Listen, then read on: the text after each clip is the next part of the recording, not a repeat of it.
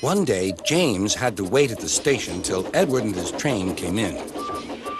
This made him cross. Late again! Edward laughed and James fumed away.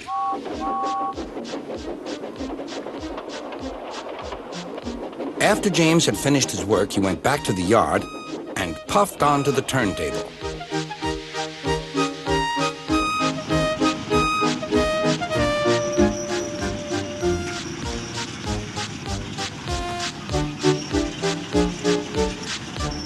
He was still feeling very bad-tempered.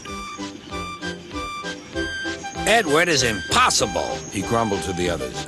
he clanks about like a lot of old iron, and he is so slow, he makes us wait. Thomas and Percy were indignant. Old iron? Slow? Why, Edward could beat you in a race any day. Really, said James. I should like to see him do it.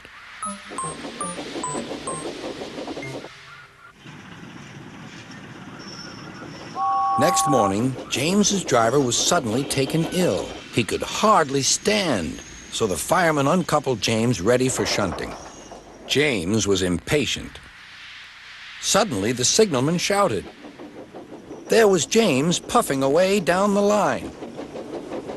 All traffic halted, called the signalman. Then he told the fireman what had happened. Two boys were on James's footplate fiddling with the controls. Phew! They tumbled off and ran when James started. The signalman answered the telephone. Yes? He's here. Right. I'll tell him. The inspector's coming at once. He wants a shunter's pole and a coil of wire rope. What for? Wondered the fireman. Search me, but you'd better get them quickly. The fireman was ready when Edward arrived.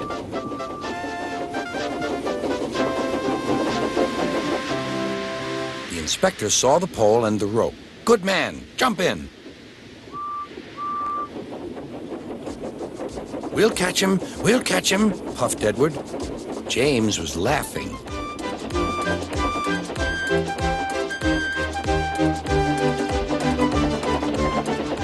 What a lark, he chuckled to himself. Suddenly, he was going faster and faster. He realized that he had no driver. What shall I do? I can't stop. Help! Help! We're coming, called Edward.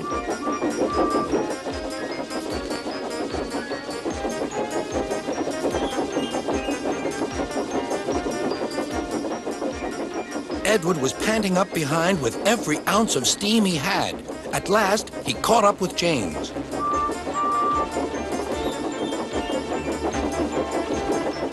Steady, Edward, called his driver. The inspector stood on Edward's front, holding a noose of rope in the crook of the shunter's pole. He was trying to slip it over James's buffer. The engines swayed and lurched. At last, got him, he shouted. He pulled the noose tight. Gently braking, Edward's driver checked the engine speed, and James's fireman scrambled across and took control. So, the old iron caught you after all, chuckled Edward. I'm sorry, whispered James. Thank you for saving me. You were splendid, Edward. That's all right, replied Edward. The engines arrived at the station side by side. Sir Topham Hatt was waiting. A fine piece of work, he said. James, you can rest and then take your train. I'm proud of you, Edward. You shall go to the works and have your worn parts mended. Oh, thank you, sir, said Edward. It'll be lovely not to clank.